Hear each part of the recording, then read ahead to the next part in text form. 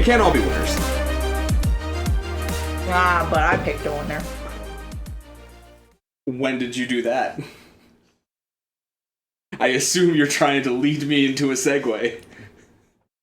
I was trying to lead you into a segue. You're setting me up. But I have to be autistic about it. Because technically, legally, it was 8 years ago yesterday, as of recording. What was 8 years ago yesterday? The day we got married. Yesterday was our anniversary. But, also more technically, I had picked you 6 years before that. 14 years I've known this woman. 14.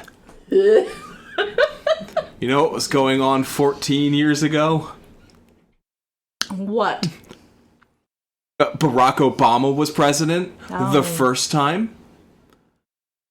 My favorite movie came out. Yes, it did. And we were starting to see trailers for a prequel for a classic movie that I just watched. The Thing.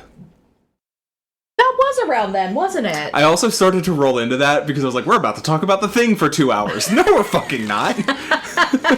We could in the future. On another episode of Soon to Be a Major Motion Podcast, the podcast where we watch movies based off of books and read books that are turned into movies. I don't think I said that right, but I don't give a shit because I am Billy Beck, one of the hosts. And I am Codie Beck, the other host. And as we've been talking about, it's our anniversary.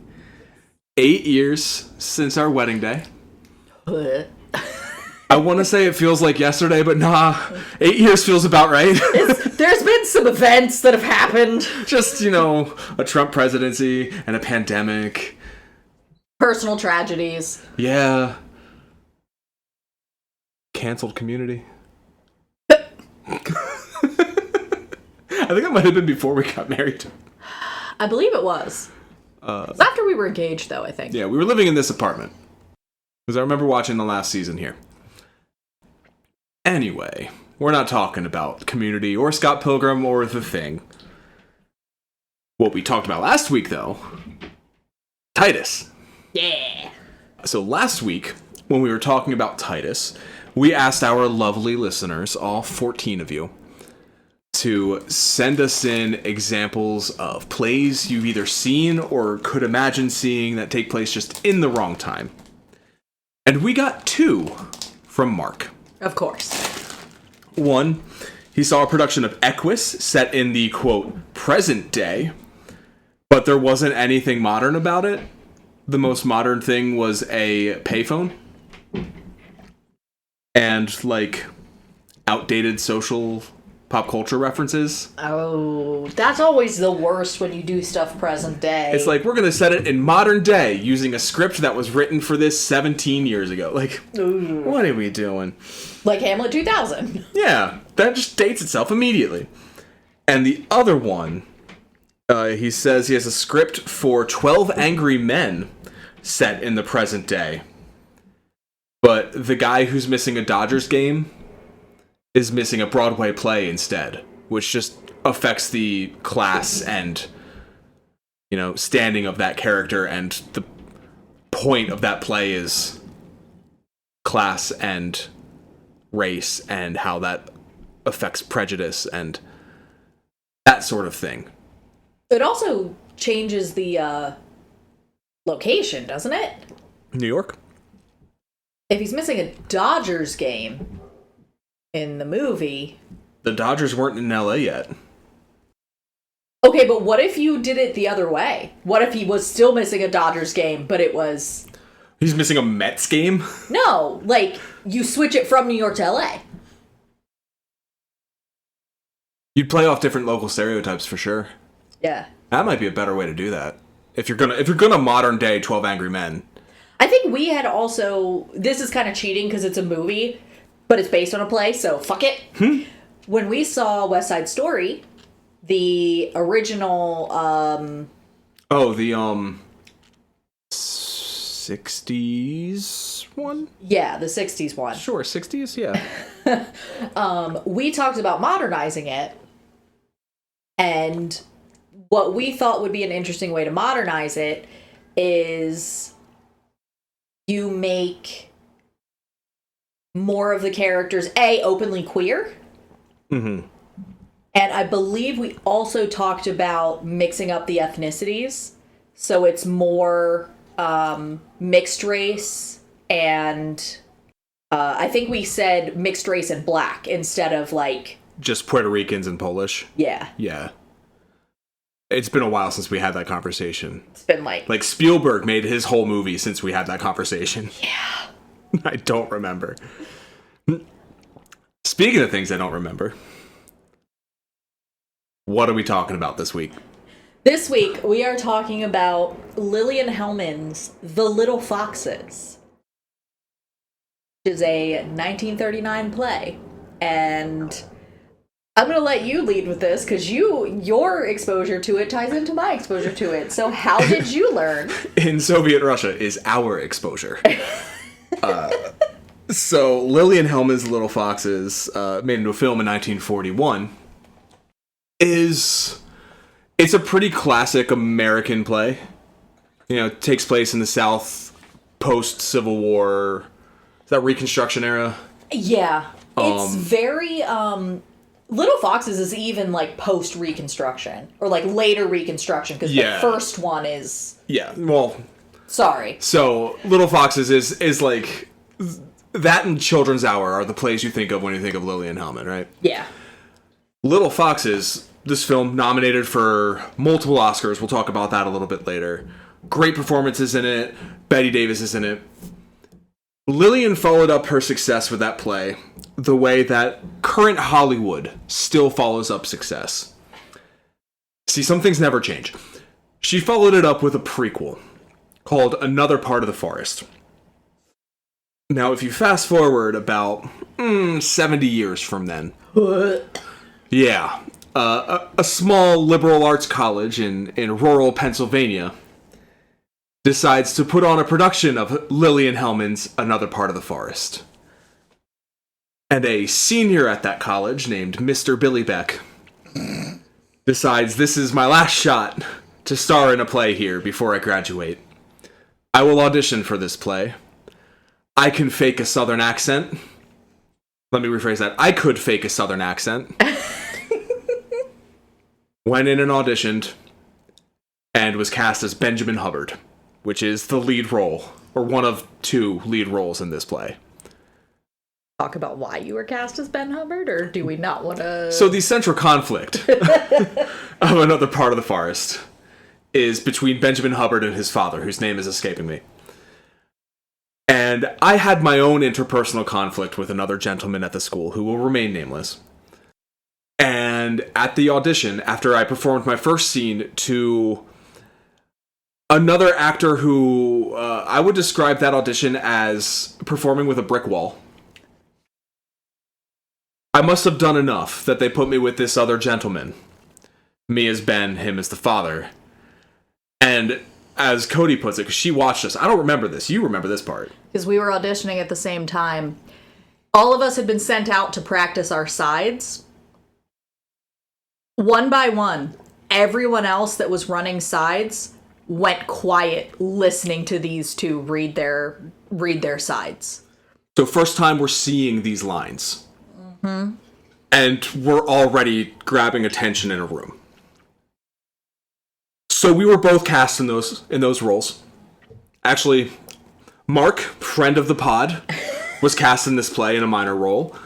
The gentleman who learned he was Jewish, I believe that happened during this production, because he was definitely in this. Who else? A streamer friend of ours, Glaxon13, was in this. Killer cast. And it is one of the best performances I put on in my entire acting career. Okay. It's the one I'm probably proudest of.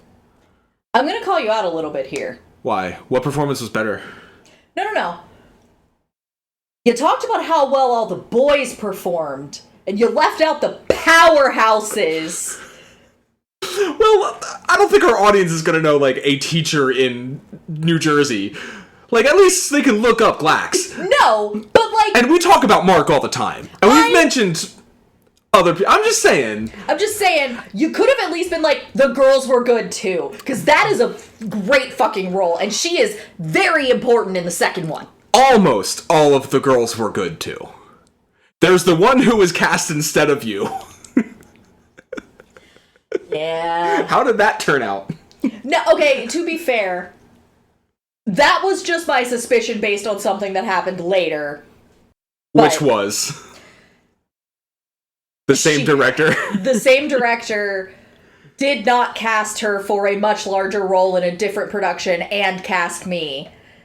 And I suspect that it's because of her lackluster performance. She realized the oopsie that was made. To be fair, her auditions were spectacular. Her performances were where it struggled. Some people audition well.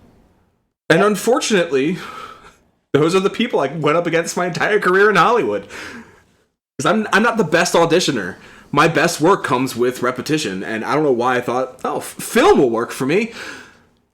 I didn't stick with stage, but that's neither here nor there. To be fair, Kubrick is your favorite director, so you were like guaranteed 87 takes, so. Oh, that's a good point. Too bad he died when I was 11. So anyway, we did this performance of Another Part of the Forest. It ran well. That's when I got nominated for an acting award. Not to brag, but I'm kind of fucking bragging here. I busted my ass for months.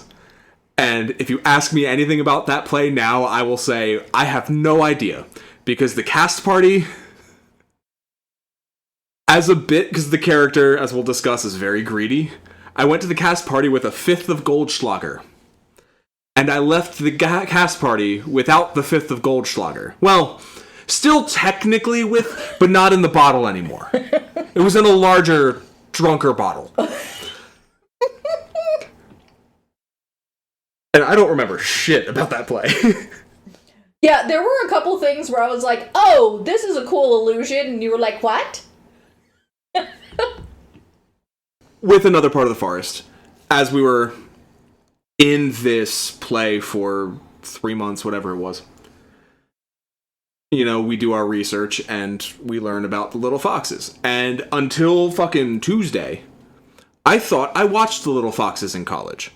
Because in early rehearsal, we all went into a room and they set up a TV and they put on the film of Another Part of the Forest. And I fell asleep immediately and woke up during the credits. And in my head, since then, I just assumed we watched The Little Foxes for some reason. So, for the first time, I watched The Little Foxes this week. I also read it for the first time this week. Yeah, well, you also weren't in the play. You probably knew it as well as anyone, though. Yeah, because I fucking ran lines with you every night and fucking went to every performance of it as an usher. It's not like I was in all but 2 scenes. I still remember that. I know, that's why. Because I had breaks. I had a little break at the beginning of Act 1. I don't think I went on immediately. Because I think it opened with... It opens with Regina and John. Yeah. John was his name? Yes. I almost called him the actor's name. Yeah. Close enough. Yeah, right? And then I'm on the rest of Act 1. And then Act 2, I get a brief moment where I get to take a breath. Because you get shot, or something. No. You do not get shot. No, I leave and then come back, and Oscar threatens to shoot Ben. And then the whole third act is Ben Hubbard taking over the family business at gunpoint. Yay. And my God, what fun. What fun that was. Oh, God. Now I'm reminiscing. Just being smug and in Dad's chair in the third act, like eating a biscuit and flipping through the paper as I've clearly already won, and the rest of the family is trying to figure out how to go forward from here, was just the best. It was so comfortable. Oh, God.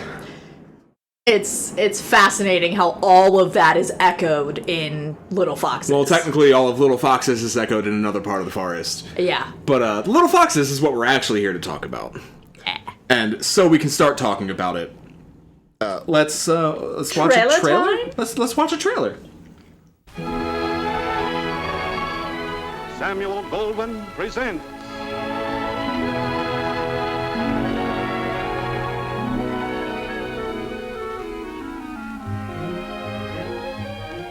The Little Foxes, Lillian Hellman's famous play, brought to the screen by that hit-making combination, producer Samuel Goldwyn and director William Wyler. The Little Foxes, with Bette Davis.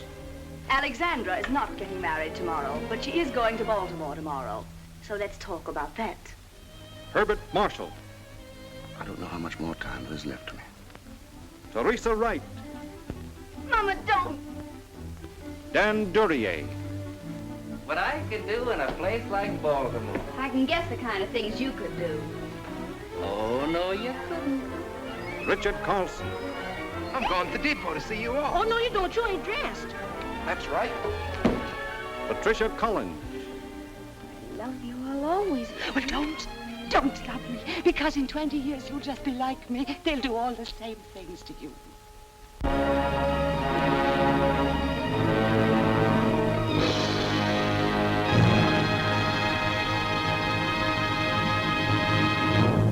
The Hubbard siblings, Ben, Oscar, and Regina, are wealthy Southerners looking to expand their wealth by funding the construction of a new cotton mill. The funding hinges on Regina's husband, bank owner Horace Giddens, who's in Baltimore struggling with a heart condition. The siblings scheme to bring him back to the South to pitch in his $75,000, but on arrival he makes it clear that his remaining time on Earth is more important to him than future wealth, so he refuses to invest. Oscar's son Leo works at Giddens' bank and steals the $75,000 in bonds so they can invest in the mill. Horace realizes the bonds are missing and confronts Regina about them, saying he will say she loaned them to Oscar and Ben, and therefore Regina will not see any money beyond the return of the $75,000, and the rest of his wealth will be given to their daughter Alexandra. Unfortunately, he has a heart attack and dies after Regina refuses to get his medicine, but before he can appropriately edit his will. Regina then controls the story with her brothers, acknowledging the theft and claiming 75% of the new business. Alexandra recognizes the evil in her family and leaves her mother all alone. The end. Also, there was a thing about a newspaper writer that, was trying to explain to her that her family's fucked up, but wouldn't, say it, because he's in love with her and doesn't want her to resent him. But that's, not in the play. Is there when Horace refuses to invest, is it explained why he's refusing to invest? He monologues. The screenplay is just the play plus a few scenes. So the monologue about how, later when Birdie is drunk, does she have her story about how? What did you do? I forgot that mouse was not connected to my computer. Does she have her monologue about why her mom doesn't like the Hubbards? Yes, which is why we brought up Another Part of the Forest earlier. Her mom didn't like. I might even have the actual quote. I don't have the actual quote, but her mom doesn't like the Hubbards because they take advantage of the colored folk in town. Now, there's a very specific term that Lillian likes to use for colored folks. That was not in the movie, I believe. It was not. And when we performed Another Part of the Forest, we used the word coloreds. That's not what's in the script of Another Part of the Forest. It's also not what's in the script of The Little Foxes. So, I alluded to a story a few weeks back about my mother saying something. Just after I had gotten cast in Another Part of the Forest, my family came up to take me out to dinner. And in the car on the way to wherever the fuck we were going, Arby's probably, my mom said, "So tell me about this play," and I explained to her the story. And she went, "Oh, does it have any bad words in it?" And I said, "It did, but we changed it to coloreds." And she's like, "Oh," and then she just says the N-word. You told me this story and I thought I was gonna die. I think I texted you before we got to Arby's. My mom just said the N-word, LOL. My sister's in the back seat with me like, what the fuck? So, whenever whenever I think, is my mom maybe a little bit racist, I remember how just freely she dropped that one time. But anyway, no, that was not in the movie. So, it's funny, because I'm gonna dunk on your mom a little bit. Oh, no, don't. So, we have already discussed your deeply evangelical upbringing. Are you sure? Because I can go over it again. And I think that it's funny that she was always the most concerned about the language of the plays that you were involved in, and not necessarily the message of them. Yeah. And there's a line at the beginning of this play, something that's said by Mr. Marshall to Ben and Oscar. I believe it's something to the effect of, I don't have any I'm not high-minded, or I don't have high motives for this. My goal is to make money, but it's fine to have business partners who have such Christian ideals. And it's definitely tongue-in-cheek, because Mr. Marshall sees right through them. Oh, yeah. But money's money.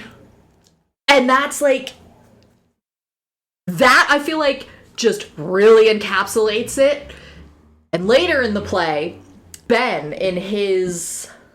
No, it's not Ben. Yes, it is Ben. In his like final monologue right before he leaves, he says something to the effect of, eventually we, meaning him and Regina. Until one loses today and wins tomorrow. I say to myself, years of planning and I get what I want. And then I don't get it. But I'm not discouraged. The world's open for people like you and me. There's thousands of us all over the world. We'll own the country someday. They won't try to stop us. We'll get along. Oh boy! Fucking Ben Hubbard, man. I played that role. I played the dirtiest fucking capitalist and loved it. Ugh. Just fucking gross. There's another line that Addie says to Horace along that same lines. And she's, I think, referring to the Hubbards and how they treat people. Yeah. And she says, yes, they got mighty, excuse me. Yes, they got mighty well off cheating the poor. Well, there's people that eats up the whole earth and all the people on it, like in the Bible with the locusts. And then there's people that stand around and watch them do it. Sometimes I think it ain't right to stand and watch them do it. And that's when they actually quote the little foxes. Yep. Which is, take us the foxes, the little foxes that spoil the vines, for our vines have tender grapes. Yes.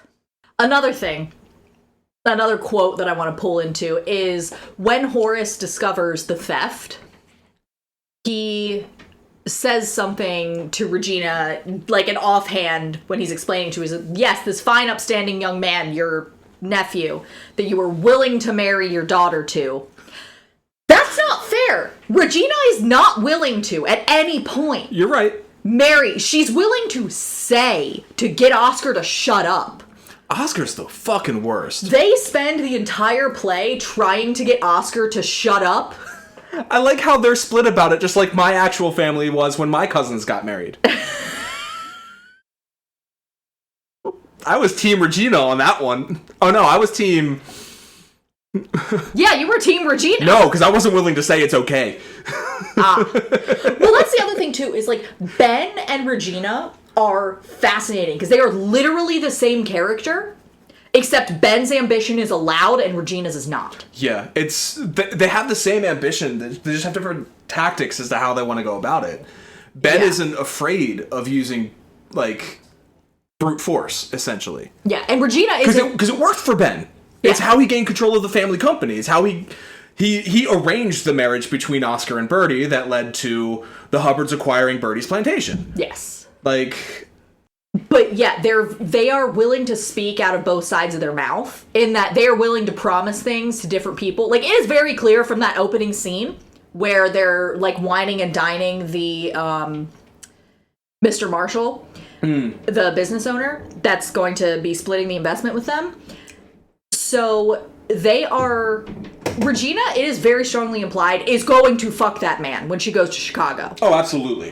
Which we find out later, she does not want to have sex with her husband. Has not had sex with her husband in at least a decade. And that's why she blames his heart condition on him having sex with whores, basically. I don't think that was in the movie.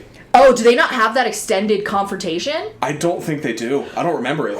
Okay, so when Horace first comes back, and it's like, but where she's greeting him before the others, they basically have this back and forth where he's like, I was like surprised that you wanted me to come home. It made me happy. And she's like, what do you mean you were surprised? Like, obviously, I'm your wife. I want you to come home. And it just, like, devolves, and you can tell they have hated each other for years. Oh, yeah. Like, the hatred is palpable.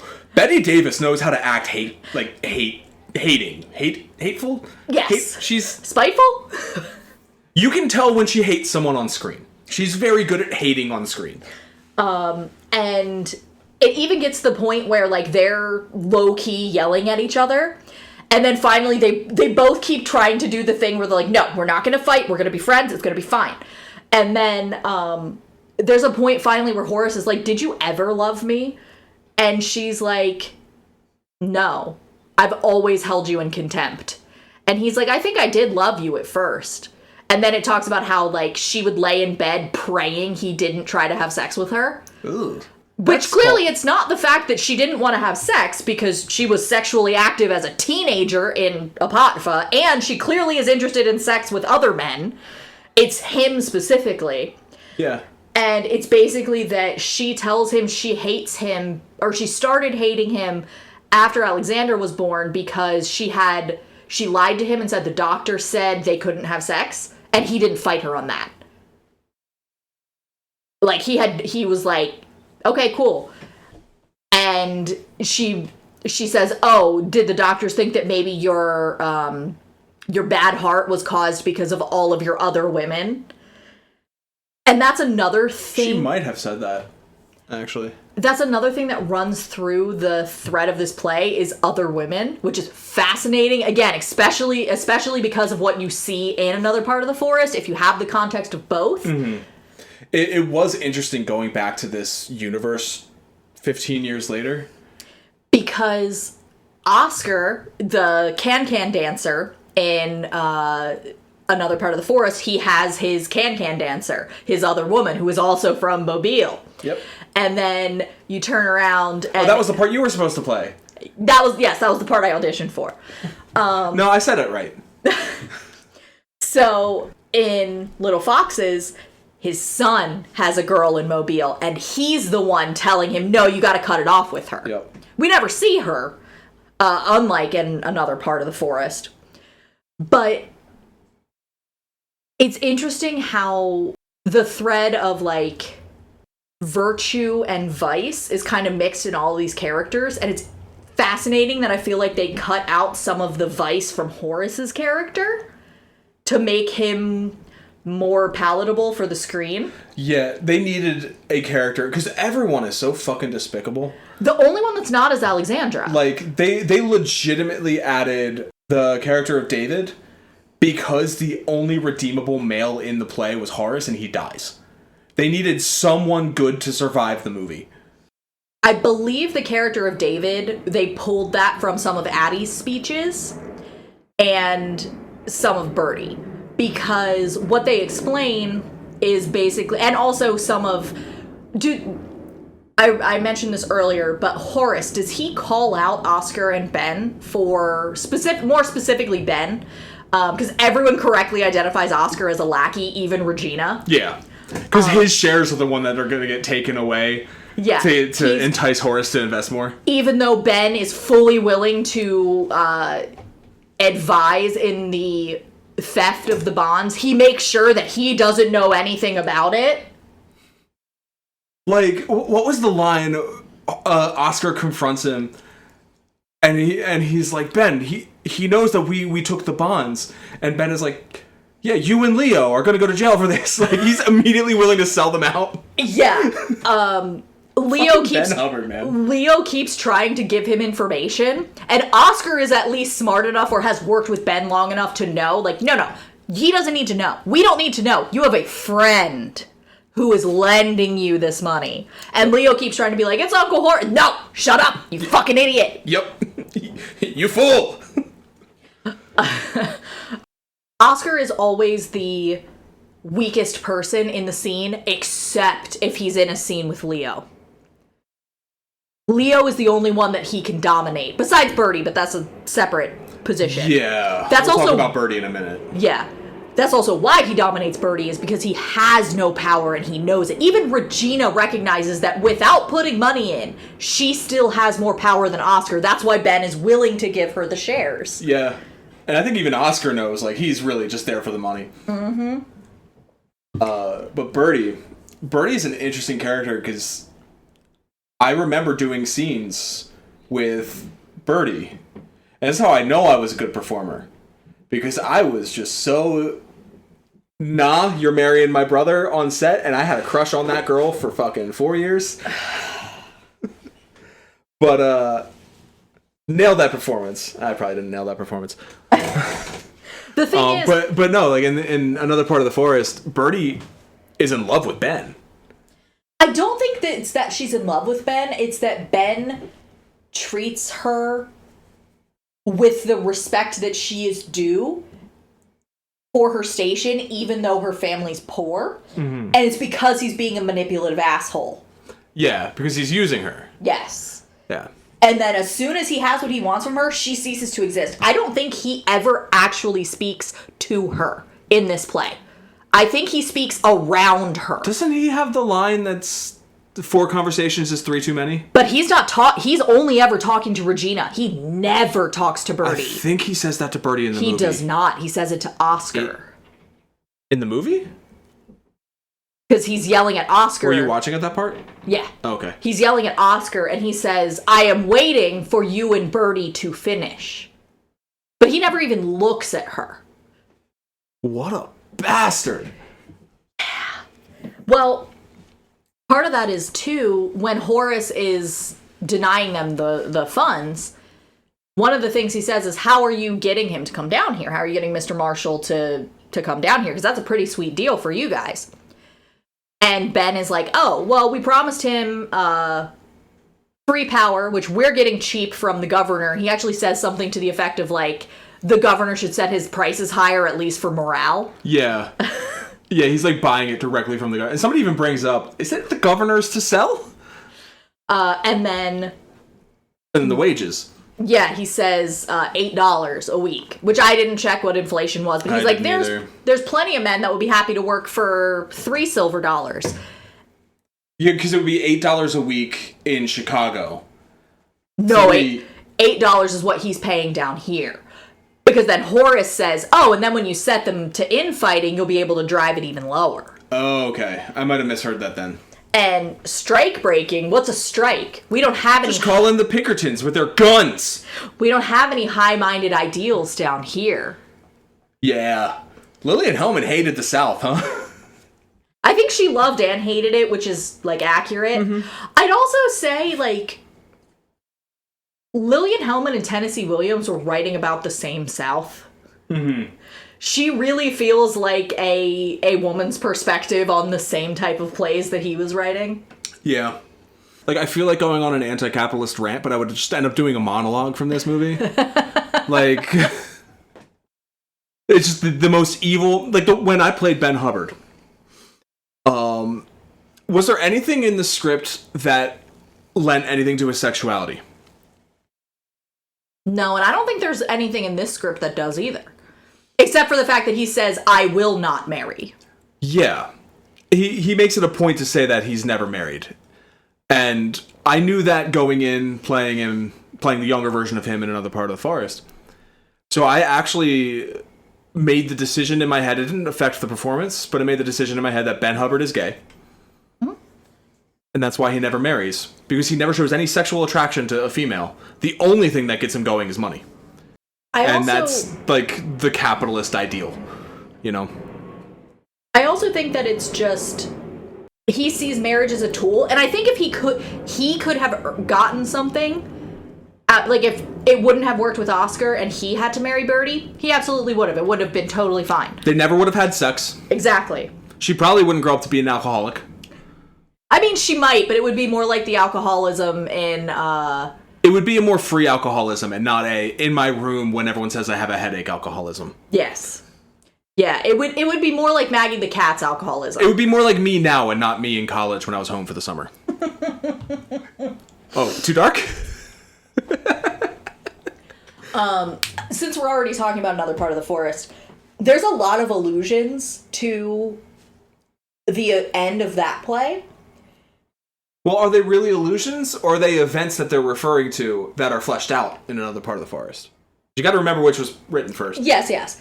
But Regina specifically, I think on 3 separate occasions, it happens at least twice, but it might be 3 times.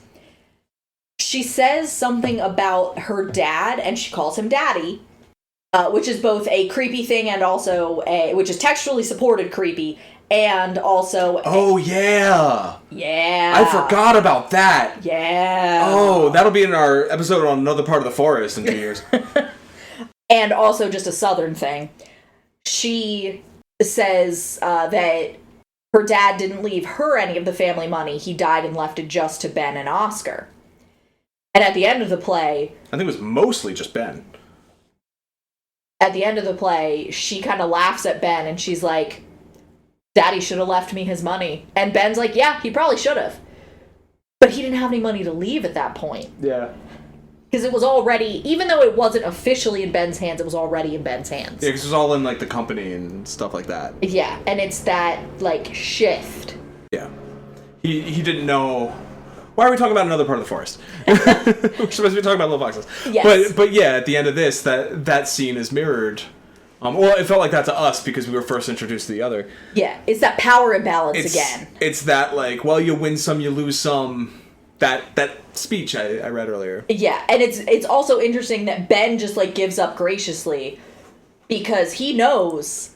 He recognizes that there's some fuckery afoot with the way that Horace died. Oh yeah, he mentions, how did he get on the staircase? Now, in the movie, does Alexandra say it first? I don't remember. Because in the play, Alexandra says it to Regina while Ben and Oscar are still there. I think you're right. She comes downstairs and she's like, she looks straight at Regina because at this point she knows, and she's like, why was he on the staircase? And then later, Ben, as he's getting ready to leave, he's like Alexandra, I would like to know what a man in a wheelchair was doing on the staircase. And Regina's like, he says, I would like an answer or something like that. And Regina's like, well, you're never going to get one. And he's like, maybe I will. Maybe I won't. Yep. Good night. Because he recognizes, he and Regina are always going to be doing that. That's the cycle that they're doing. It's just they're always going to be fighting each other to get power. Like, will his brute force methods win the day, or will her behind the scenes conniving win the day? Does she know her judo well? Damn it. Get your hands off my penis!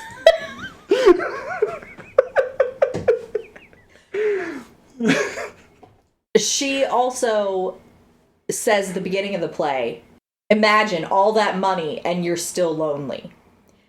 And she ends up alone at the end of the play. Because she doesn't care about her brothers. She's never cared about them. I think she cares about Alexandra. I don't know if she actually cares about her or if it's that kind of like... I think she does care about Alexandra. I think she does as well, but as much as she's capable of. She doesn't realize it until she's gone. It's one of those things. Like, she loves her daughter, but she's willing to use her to her own selfish ends regardless. Yeah. And it's once her daughter becomes an adult herself and says no. Do you think that's part of the reason Ben never marries? Is because he doesn't want anything that can be used against him? Possible. He doesn't want any weak links? He doesn't want to share? It's possible. Because I feel like he sees his grandchildren. He sees his niece and nephew and realizes, like, oh, that's a weak link. Yeah. That's something someone could use against me later. If I actually care about something. Yeah, which is why he doesn't want to know the details about how Leo knows about the bonds and all that. Yeah. I'm not sure if it would have been in the original play with a different character, because the new character, David, says a line to Alexandra when she defies her mom for the first time and does something she's not supposed to. He says, you just took a step. And then another day you'll take another step. And before you know it, you're walking all on your own. No, that is not in the play at all. It's a good little line. I think it's more in the play, it's more of a... I know it's literally telling, but it's more of a show don't tell with her, because it's the way she reacts to him, or to her mother. She's the character the audience is supposed to relate to. She's the first character we see. She's the most normal of the Hubbard-Giddens clan. She also... It's shown early that she will take her father's side over her mother. Because there's that scene early on where Regina's like, you must do this. You have to go get your father. And Alexandra is like, I couldn't do that. And she's like, you can't do what I tell you to do? And Alexandra's like, I couldn't. Not if it's going to hurt him. Because she can't hurt people. She doesn't want to hurt people. Yeah. That good is still in her. It hasn't been sucked dry by the vampire capitalist ghouls that birthed her. Yeah. It's weird that the fucking bank owner is the good guy in this. I mean, he's the good guy in It's a Wonderful Life, too. No, he just works at the bank. He has to convince the owner to not, let the run happen or whatever. I've only seen it the one time. I do think it's funny, though, that Regina is appalled by the idea of marrying her daughter off to Leo. And, yeah, it's probably partly because they're first cousins, but it's also because she's like, ew, what benefit does she gain from that? What benefit do I gain from that? Did I get the line of dialogue about the cousins? Do you know which one I'm talking about? Our grandparents were first cousins. Regina, there are a lot of things to consider. After all, they are first cousins. Oscar, well, that isn't unusual. Our grandfather and grandmother were first cousins. Regina, yeah, and look at us. Such a great line. So much of this play is a chess match between Regina and Ben. And it's fascinating because even though they actively don't like each other, I think the reason that they keep seeking one another out is because they're the only people, it's that thing where, I know I can't trust you, so I trust you. I'm always prepared for you to betray me, so I'm always prepared. They're anime rivals. Hopefully they don't end up kissing. Hey, their grandparents were first cousins. Not siblings. Shrug? Please look at our child. It's a baby. The baby wants daddy to start talking about the production. Doesn't she? Yeah, she's ready to hear about director William Wyler, who won 3 Oscars for directing Mrs. Miniver, which I'd never heard of, The Best Years of Our Lives, which I think I've seen, and fucking Ben-Hur. Oh. Yeah. Okay. Written by Lillian Hellman. I grabbed 2 random ones.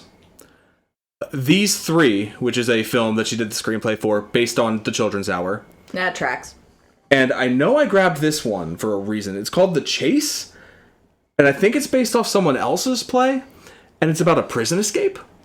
Oh. Which, fascinating. Regina was played by Bette Davis, who won her Oscars for Dangerous and Jezebel. She was also in All About Eve. So, I think it's interesting that the trailer made such a big deal out of Bette Davis. Because do you know who originated the role on Broadway? Put a pin on that. Okay. We'll get to it. Okay. I have notes on that. Okay. Horace was played by Herbert Marshall, who was in Foreign Correspondent, the Hitchcock film, and the original The Fly. Oh, God. The 50s one. Oh, God. Alexandra was played by Teresa Wright. She won her Oscar for Mrs. Miniver. That sounds familiar. Was that later, I assume? I think it was before, but I don't recall. Okay. She was also in Hitchcock's Shadow of a Doubt and The Best Years of Our Lives. I'm starting to see a pattern here. Who can break that pattern? David. David, played by Richard Carlson. The biggest credits I saw from him were It Came From Outer Space and Creature from the Black Lagoon. Oh my God. No Oscar for him. Dan Daria played Leo. He was also in The Flight of the Phoenix. And he was in Another Part of the Forest. He played Oscar. Oh, that's good. It's so good. I love that. So good. Birdie was played by Patricia Collins, who was in Hitchcock's Shadow of a Doubt and many episodes of Alfred Hitchcock Presents. Okay. I'm sensing a pattern here. Ben was played by Charles Dingle. His biggest credit outside of this was Call Me Madam, where he played Senator Brockway. Now, we're talking about their screen credits, right? Screen credits only, yes. Okay. Yes. All of this is on screen.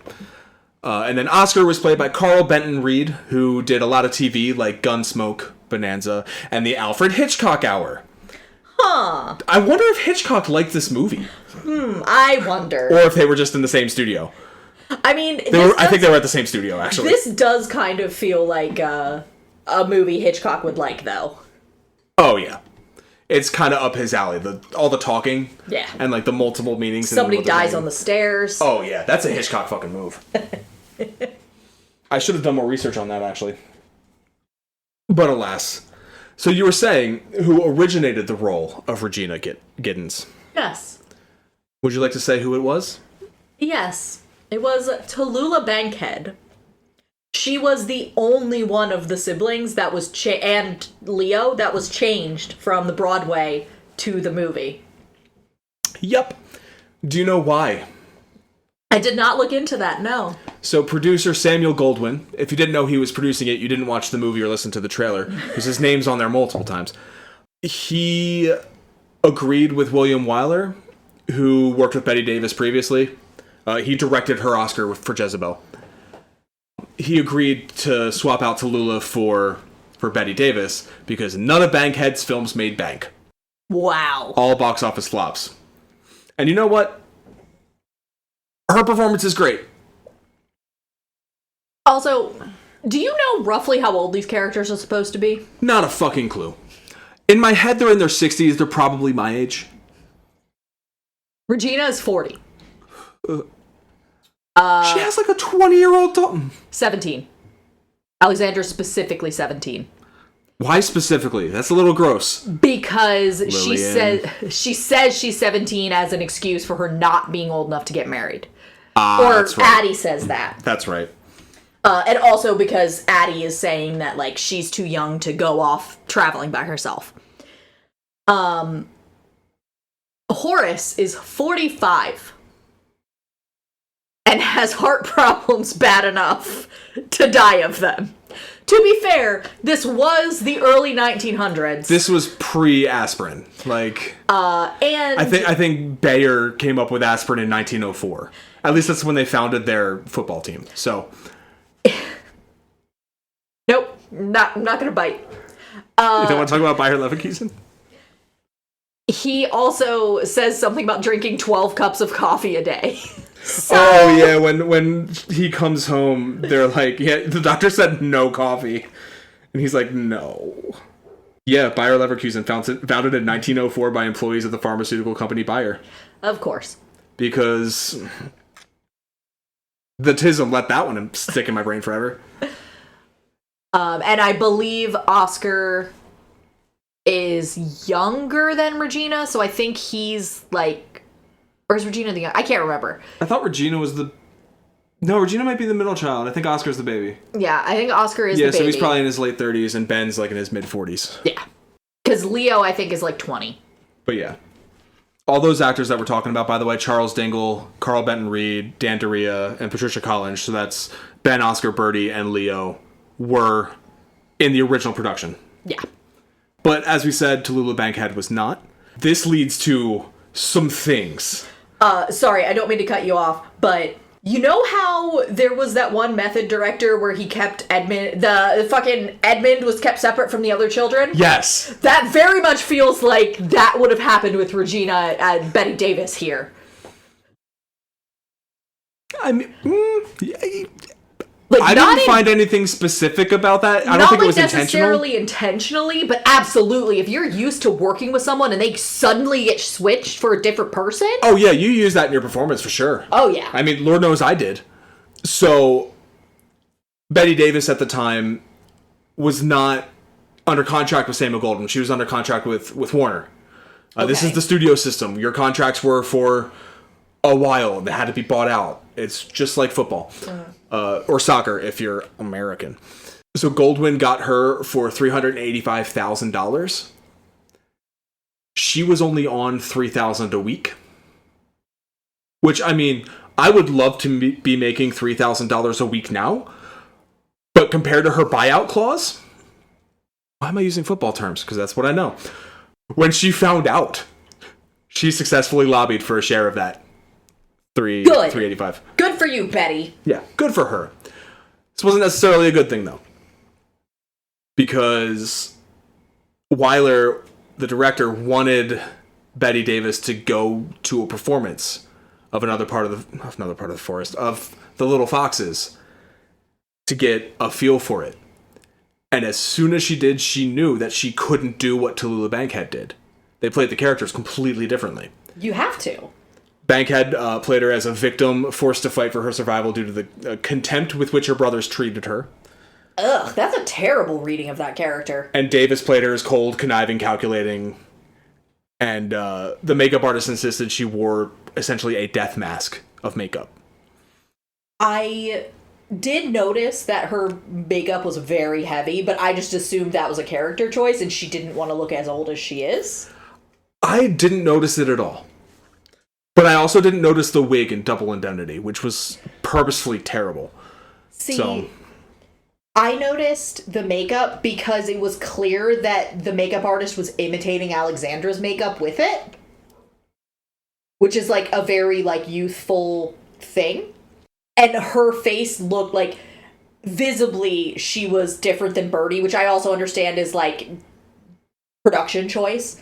But like make sure that when the actress playing Birdie was on screen and was excited, like when she was excited to see Zan, when she was excited to see Horace, she looked younger and more vivacious and more... full of life. Yeah, and more effortlessly beautiful than Regina with all of her effort and power. Yeah. That's like a hard thing to hit with makeup. They did a great job. Yeah. I mean, the production was incredible, considering the backstage drama. Do you want to hear about the backstage drama? I do. One more point, and then I'll give you the backstage drama. I apologize to Tallulah Bankhead. I'm sure your portrayal of Regina was good, but I feel like your character decisions were bad. So now backstage drama. So Davis disagreed with you. She hated that she had to change that character choice. She didn't believe the character could be played the way she played her. She and Wyler butted heads over so much. They butted heads over the makeup. They butted heads over the choices, like the acting choices. They butted heads over like other like minor shit. Eventually, Betty Davis just walked off set and refused to come back. She's like, no, I'm fucking done. Knowing full well that she'd have to pony up the dough for the production if they stopped. And then rumors started spreading that she was going to get replaced with Katharine Hepburn. Oh, I don't know if that would work. It got her to come back. I don't... maybe? Not that young. No. Older. Yeah, young... Like, 10 years later, maybe? 15 years later? Even her as late as in, Guess Who's Coming to Dinner. Yeah. Like, that's when I'd want to see her. But not baby Katharine Hepburn. Don't worry. The director was never going to do it because so much was already shot and they'd have to reshoot fucking everything because she's in almost every scene. So basically everyone else just got, like, a quick break. Yeah, everyone else just got a couple weeks off.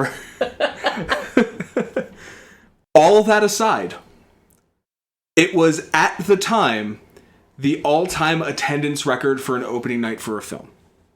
Huh. Do you want to hear the number? Oh god, it's gonna be, like, either comically low or comically high for what I expect. In 1941, when it was set by the Little Foxes, the all-time single-day attendance record for an opening day could have filled Banc of California Stadium. Oh god. 22,163. Oh god. Considering, like, opening days of movies are, like, in the billions of revenue now, and it's, like, it opens on that many screens. Blockbuster hadn't even been invented yet. Like, yeah. the word. Like, 22,000. Wild to me. Wild how low that is. And it was the record. Crazy how much, like, cinema has exploded since the 40s. Yeah. All of that backstage drama still made a great movie. 9 Academy Awards. 9 Academy Award nominations. Yeah. Those nominations were Best Picture, Best Director, Best Actress for Bette Davis, Best Supporting Actress for Patricia Collins, Best Supporting Actress for Teresa Wright, Best Screenplay, Best Art Direction in Black and White for Stephen Goosen and Howard Bristol, Best Film Editing, Daniel Mandel, and my favorite nomination, Best Score, Meredith Willson. Do you recognize the name Meredith Willson? She do Rebecca? No, that was, she? Is it Meredith Willson a guy? I assumed it was a woman. It is definitely a male. Oh, I didn't realize Meredith was a unisex name. The 40s were a different time. But Meredith Willson, as everyone's screaming at their podcast player right now, went on to write a little play called The Music Man. Don't you fucking dare. Don't you dare, or I will walk away and make you finish this by yourself. Don't I dare what? Don't you dare start. Start what? I was just bringing up that he wrote The Music Man. Of those 9 nominations, how many do you think they won? 0! Big fat goose egg. This movie set the record, set the record for most nominations with no win at 9. A record later tied by Peyton Place in 1957, and surpassed with 11 nominations without a win by 2 movies, The Turning Point in 1977, and previous episode of the pod, The Color Purple in 1985. I have a little bit of trivia about the play, if you would. Oh, please do. So, the Hubbard family, right? They really suck. They are based on Lillian Hellman's own family. I believe her maternal grandmother was apparently a huge bitch. Is Regina based off Grandma? Meemaw Hellman? Not Meemaw Hellman. She married into the family. Okay. So, yes, Meemaw Hellman. But she basically... It's actually a different last name as well. I did not write it down. I'm sorry. It's fine. But basically, she was the aristocracy part. And her father's family was, like, the merchant store owners, whatever. And... I'm sorry, I got that backwards. It was the other way. The merchant... her mother's family was the aristocracy, her father's family was the merchant, and apparently her grandmother would openly mock her father for his lack of business sense. Jesus. So yeah, that's where the root of this story began, is that kind of class divide and just hatred. Fascinating. Was her neighbor like Tennessee Williams or?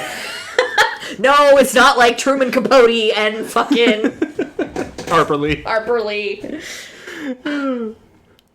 But the play was written in 1939. The movie was 1941. Mm-hmm. She did write the sequel in 1946, I believe. I believe you're right. You and I both realized there was some events that happened between 1939 and 1946. Just that little, like, kerfuffle in England, right? Just those Europeans acting weird again. And this is more another part of the forest lore, but you find out that the father that is mentioned in Little Foxes and is a main role in another part of the forest was a war profiteer. He basically hoarded salt, and I believe other confections, but the main one was salt, and would sell it to both the Union and the Confederate armies during the war. He also somehow either aided and abetted or did not prevent Union slaughter of Confederate troops, because I believe they something to do with his salt run. I think he sold information about the location of the Confederate troops, and they basically went through and full-scale decimated the Confederate army in that location. So he was a war hero, and he saved America. And that's why part of the town hated him, was because all of their fathers and sons, including, I believe, Bertie Bagtree's father, were killed in that massacre. Bagtree was her last name. Yes. Were killed in that massacre. But he made a bunch of money off of it. Yep. And that's where their family fortune started. Yep. It's also interesting how both Oscar and Ben hate music, because it's such an important part of Another Part of the Forest.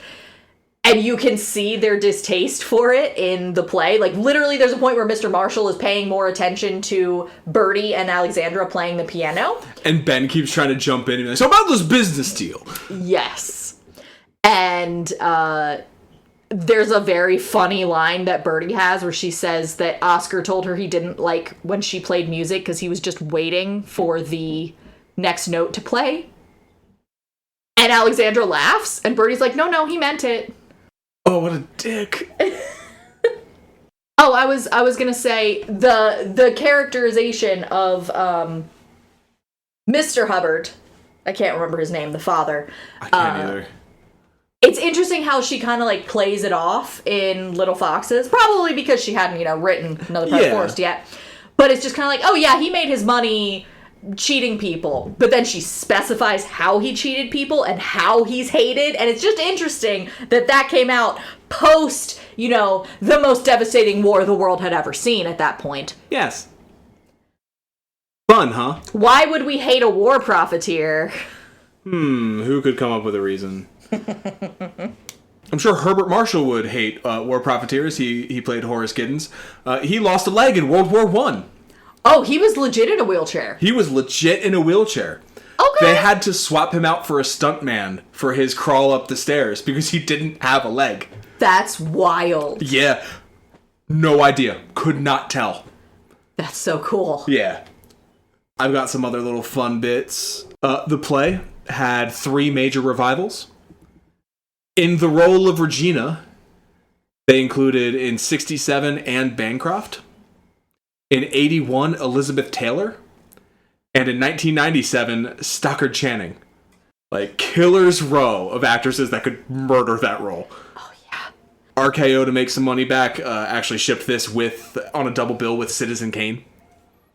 Okay. Even though it was a critical success, it was a commercial failure for RKO, because Goldwyn kept so much of the money. The Carol Burnett Show. I don't know why I pulled this one, I just think it's funny. The Carol Burnett Show in 1975 did a spoof of the movie called The Little Foxies, featuring Carol Burnett as Virginia Grubber, Roddy McDowall as Morris Gibbons, Harvey Korman as Bosco Grubber, Vicki Lawrence as Burley Grubber, and Tim Conway as Theo Grubber. Okay. I don't know why I pulled that. I was just like, some of these names are famous. Harvey Korman is famous. And he played Oscar... Bosco Grubber. Bosco Grubber. And finally, this was shot on a plantation in Louisiana called the Ashland Plantation. The estate was purchased in the year of your birth by the Shell Oil Company. They completely restored it in 2015, and to this day still use it for corporate and employee functions. That's a little bit on the nose, Shell. Hey, Shell Oil. Why the fuck do you own a plantation? Why the fuck, Shell Oil, do you have employee functions at the plantation you own?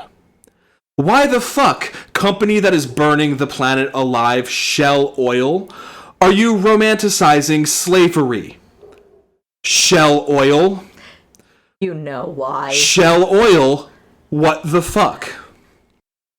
Sorry, I had some words for corporation there. You and I both know why.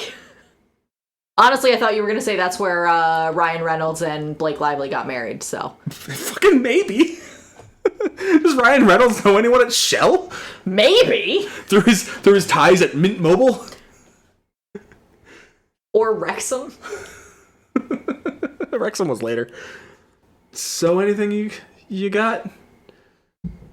No, I think we hit all the things I wanted to hit. I think I'm going to leave with one more quote. Okay. This is Horace Giddens describing why he doesn't want to invest in the cotton mill. Maybe it's easy for the dying, to be honest. I'm sick of you. Sick of this house. Sick of my unhappy life with you. I'm sick of your brothers and their dirty tricks to make a dime. There must be better ways of getting rich than building sweatshops and pounding the bones of the town to make dividends for you to spend. You'll wreck the town, you and your brothers. You'll wreck the country, you and your kind, if they let you. But not me. I'll die my own way, and I'll do it without making the world worse. I leave that to you. Oof! That's like Act 1. I do love how the play ends with Alexandra, who at this point is the ghost of her father, just looking at Regina and just saying, "Are you scared? Are you afraid of the world that you have built for yourself in your isolation? You have your money now. Was it worth it?" God. What a great anti-capitalist message. And I'm so glad that this movie, with its record-breaking opening night, changed the country for the... Oh. No, Shell Oil still owns a plantation. Anyway, I'm sure our next episode... What? Did you like it? Would you recommend it? It's a good movie. It's a pretty good movie. It's... So, we didn't talk a lot about, like... So with Titus, we talked a lot about the decisions Tamor made and stuff. This came out so close to the play's initial release. She wasn't doing anything different. She cast half the same, or he cast half the same actors, in fact. So it's like seeing an enhanced version of the stage play. Most of it takes place in the what's the fucking word for the room it takes place in? Parlor. Most of it takes place in the parlor. There's a few scenes in a side room, and then there's some added scenes with the newspaper man behind the house, in the kitchen, on the road in Baltimore, and all that. It's like they remembered, oh shit, we're making a movie. Yeah, exactly. Like, we can do more than just set it here. And I feel like that was what that generation of Hollywood was doing, adapting plays, was let's expand on the world. Let's take it off the stage and go outside the room the play is set in. But beyond that, they didn't do anything really groundbreaking filmatically.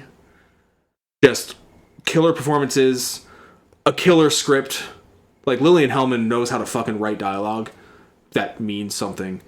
The score, I didn't notice it at the time, but I like a lot of Meredith Willson's songs in The Music Man. So I guess the score was okay. Like, the film, it's a good film.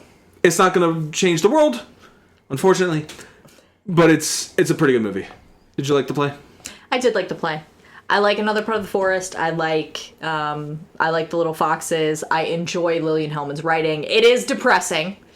Oh, yeah, it's not a happy movie. The Children's Hour is even more depressing. But she has a very distinct style that's enjoyable. Yeah. And it was a quick read. I think it took me split between the audiobook and reading the play, I think it took me 2 hours. I still can't believe you listened to an audiobook of a play. Listen, it was the only one available at the library. You listened to a staged reading of the play. I did. I think it's literally a staged reading. It's so funny. They did edit the N-word in the audiobook? Yes, they Good. did. Good, because I don't think, and I think that's something that's worth briefly touching on. I don't think it's necessary anymore. Unless there's a specific moment where it's required in that the story is based off the use of that word and its effect on people. For the record, I believe that you're referring to when it's used by white people. Yes, for sure. Sure. Sorry. Yeah. We are two white people. I didn't think I needed to clarify that, but thank you, yes. Yeah. I don't think, I will only give Tarantino a pass for using it in Django Unchained. You know what I mean?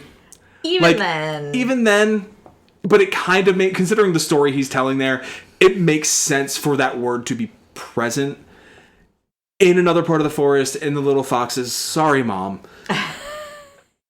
It makes sense. The plot of the movie and the plot of the play isn't the racism. The plot's the capitalism and the struggle. The racism is a side effect of the setting. It's not needed. It's fine for it to be in the written work because I'm not going to say that it's fine for her to have used it, but it thematically makes sense in the context of the world that she's writing. I don't think you should say it in productions. Exactly. Like, a modern production doesn't need to say it. Correct. Yes, it would have been used at the time. That doesn't mean we have to use it now, because it still carries some weight. They didn't even use it in the movie, so that should tell you all that you need to know. Well, Hayes. I feel like that wouldn't be allowed under the code. Probably not, but still. But it's weird, because when we were kids, it was set or written on network TV. There was an episode of, I think, Family Matters, where it's spray painted on, like, a bathroom stall. Yeah, but I think as long as you don't say it... Well, tell that to Vince McMahon. So the Family Matters case, that's acceptable. Because that's the central plot of that episode of the show, is that a racial slur was used. How do these characters respond? Yes. Vince McMahon referring to someone as his is not acceptable. I don't need to explain why. It's not acceptable. Yeah. Now, unrelated. Surely next week, we're going to have a more upbeat play to talk about. Something a little more lighthearted. Speaking of literature written by black people for black audience, we are going to be reading Fences by August Wilson. And I will be watching the, what was it, 2016, 17? Denzel Washington Fences? Was it that early? I thought it was later than that. Somewhere in there. But yes, Denzel. Was it Denzel or was it James Earl Jones? I think James Earl Jones was in a stage production of it, but I believe the movie was Denzel. 2016. Denzel, Viola Davis. Yep. Another one, which we will have stories for, because guess what small liberal arts school in Pennsylvania did Fences my freshman year? You will have stories for that one. I will. I will have one story for how I fucked up a performance of that. William, what did you do? Find out on the next episode of Dragon Ball Z. I had two men fighting over my cereal box at work today. Because it was Dragon Ball Z? Yes. Anyway, next time around we're doing Fences. I don't have a prompt this week. Do you got anything? We don't have to do one. Mark, give us a prompt. Your prompt this week is to give us a prompt for this episode of the pod. To do that, check out the link tree in the description, linktr.ee/soonmajorpod. That gives you access to our Gmail account, our social media accounts. Bother us, give us suggestions, let us know what you think about the podcast. Your prompt this week is, how much would the characters of this play have benefited from therapy? Some men would rather steal their uncle's bonds than go to therapy. Some men would rather marry their kid off to their cousin than go to therapy. Some men would rather amass Scrooge McDuck levels of wealth. You know what? I feel like Ben doesn't need therapy. I feel like he would go to a therapist, and the therapist would be like, I'm just wasting my time. Ben doesn't think there's anything wrong with him. Or rather, he knows there's something wrong with him and doesn't care. The latter. But anyway, bye. Okay, bye. Bye. I feel like Luna can tell when we start the wrap-up spiel. She's getting all, like, ready to go.